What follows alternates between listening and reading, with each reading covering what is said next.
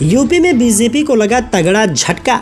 स्मृति ईरानी के बाद मेनका गांधी की भी हुई हार। बता दें, लोकसभा चुनाव 2024 के वोटों की गिनती आज सुबह से जारी है और अब कई सीटों के अंतिम नतीजे भी आने लगे हैं। अब तक के रुझानों के मुताबिक भाजपा 242 लोकसभा सीटों पर आगे चल रही है और बहुमत से करीब 30 सीट से दूर है। वहीं उसकी सहयोगी पार्टियों जेडीयू ने 14 और टीडीपी ने 16 सीटें हासिल की है। चिराग पासवान की लोजपा रामविलास ने 5 सीटों पर बढ़त बना रखी है।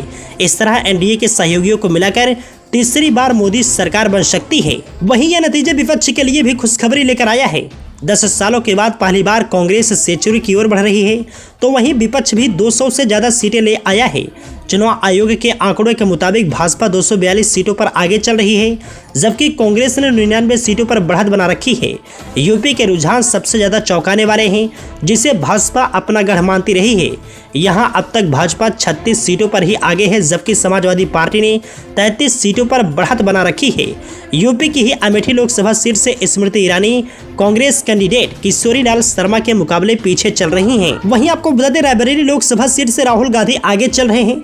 यही नहीं, रत्नागिरी सिंधुदुर्ग लोकसभा सीट से उतरे केंद्रीय मंत्री नारायण राणे पीछे हैं। हरियाणा की गुरुग्राम लोकसभा सीट से राव इंद्रजीत सिंह पीछे चल रहे हैं, जो मोदी सरकार में मंत्री हैं। नतीजों से पहले ज्यादातर एग्जिट पोल बीजेपी की अगुवाई वाले एनडीए गठबंधन को जबरदस्त बहुमत दे रहे थे। वहीं कांग्रेस का दावा है कि वह कम से कम 295 सीटों पर जीत रही है। धीरे धीरे राजनीतिक तस्वीर साफ होने लगेगी।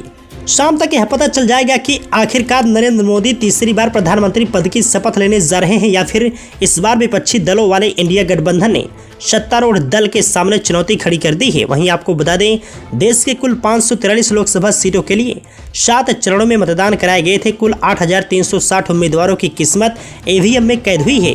अंतिम चरण के मतदान के बाद ज्यादातर एग्जिट पोल के पूर्वानुमानों में एनडीए गठबंधन को 400 पार के प्रधानमंत्री नरेंद्र मोदी के महत्वाकांक्षी लक्ष्य के करीब दिखाया गया है। वहीं इंडिया गठबंधन के लिए 180 सीटों के आंकड़े तक पहुंचने की अनुमान जताया गया है। गौरतलब है कि लोकसभा चुनाव परिणाम के साथ ही आंध्र प्रदेश और ओडिशा के विधानसभा चुनाव के नतीजों का भी ऐलान किया जा रहा है। लोकसभा की 542 सीटों पर ही मतगणना होनी है, क्योंकि गुजरात की सूरत सीट पर बीजेपी प्रत्याशी को पहले ही निर्विरोध विजयी घोषित किया जा चुका है।